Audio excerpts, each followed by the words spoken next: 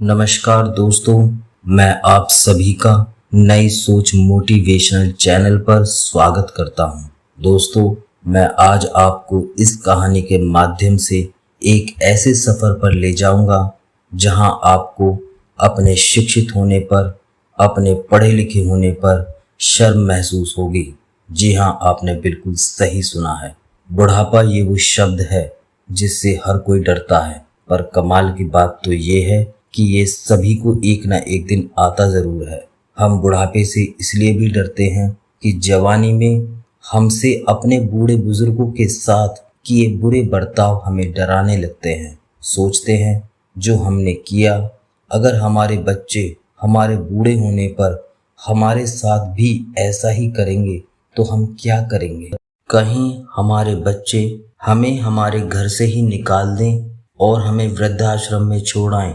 ये सभी बातें हमें डराने लगती हैं। इसलिए कहीं आपके साथ आपके बुढ़ापे में ऐसा ना हो, इसके लिए आप अपने बुजुर्गों का सम्मान कीजिए, उन्हें प्यार दीजिए, क्योंकि वो आपके इस प्यार के, इस सम्मान के अधिकारी हैं। मैं आशा करता हूँ आपको मेरी ये बातें समझ आ गई होंगी और देर ना करते हुए हम अपनी कहानी को शुरू करते हैं।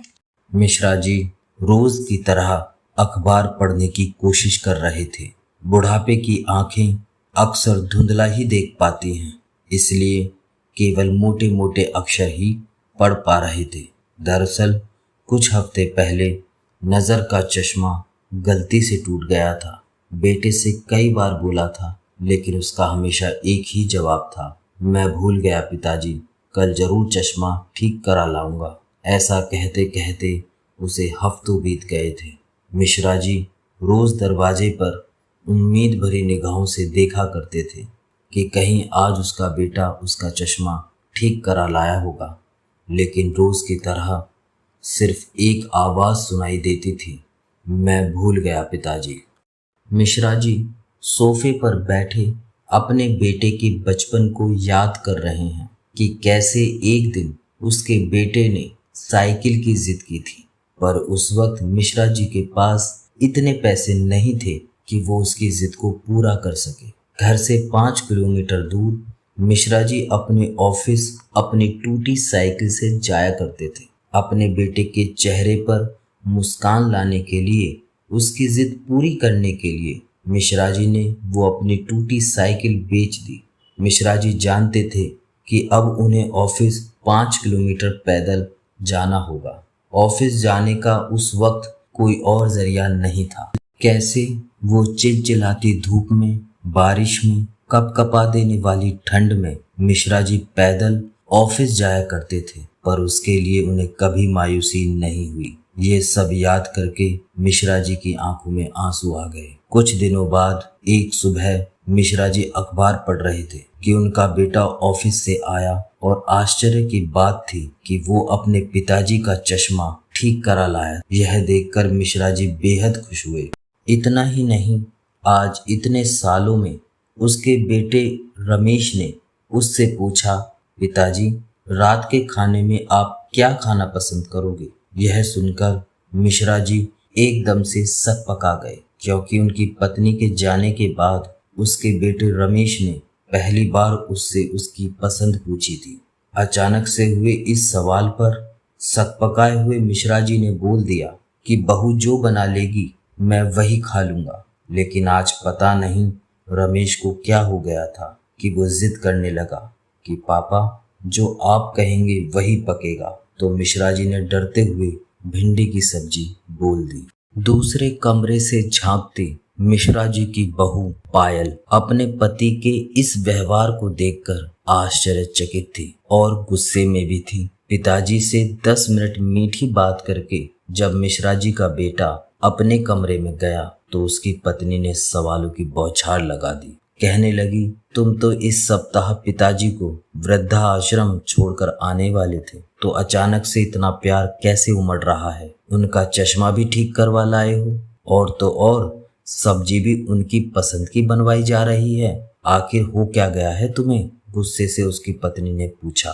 बेटा बात को टालने लगा, लेकिन उसकी पत्नी के गुस्से के आगे उसकी एक भी नहीं चली। झुंझलाकर रमेश बोला, वो बस एक सिद्धि प्राप्त ज्योतिषी की वजह से। ये सब बातें सुनकर पायल के मन में उथल पुथल मच गई और अब वो पूरी बात जाने बिना रमेश को छोड़ने वाली नहीं थी। रमेश पर जोर देने लगी कि उस ज्योतिषी की वजह से कैसे, बताओ मुझे। रमेश को महसूस हो गया था कि अब बात बतानी ही पड़ेगी, लेकिन बस एक लाइन में उसने अपनी बात कह दी और पूरी बहस उसी समय समाप्त हो गई। रमेश ने पायल को बताया कि ज्योतिषी ने मेरे भविष्य के बारे में बताया है कि तुम्हारा भविष्य बिल्कुल वैसा ही होगा जैसे तुम्हारे पिताजी का है। जी हाँ, आपने बिल्कुल सही सुना। ज्योतिषी ने कहा कि तुम्हारा भविष्य बिल्कुल वैसा ही होगा जैसे तुम्हारे पिताजी का है। मिश्रा जी का बेटा रमेश डर गया। अब उसे अपने पिता के लिए किए गए बुरे बर्ताव पर अफसोस होने लगा, क्योंकि ज्योतिष ने रमेश को आईना दिखा दिया था। जैसा करोगे वैसा भरोगे, प्रकृति का यही तो नियम है। रमेश यह सब अच्छी तरह समझ गया था। चर्चा समाप्त हो गई। पिताजी को वृद्धाश्रम जाने का ख्याल त्याग दिया गया। हर 2 दिन में मिश्रा जी के पसंद की सब्जी बनने लगी। मिश्रा जी की बहू अब कड़वे शब्द बोलने से हिचकती है। रमेश भी ऑफिस से आकर 10 मिनट मिश्रा जी के साथ बैठने लगा था। इस तरह कहानी पूरी होती है। ये कहानी हमें शिक्षा देती है कि हमें अपने बुजुर्गों का सम्मान करना चाहिए, उनका ख्याल रखना चाहिए, उनकी छोटी छोटी इच्छाओं को पूरा करना चाहिए, क्योंकि उन्होंने भी आपके साथ ऐसा ही किया था।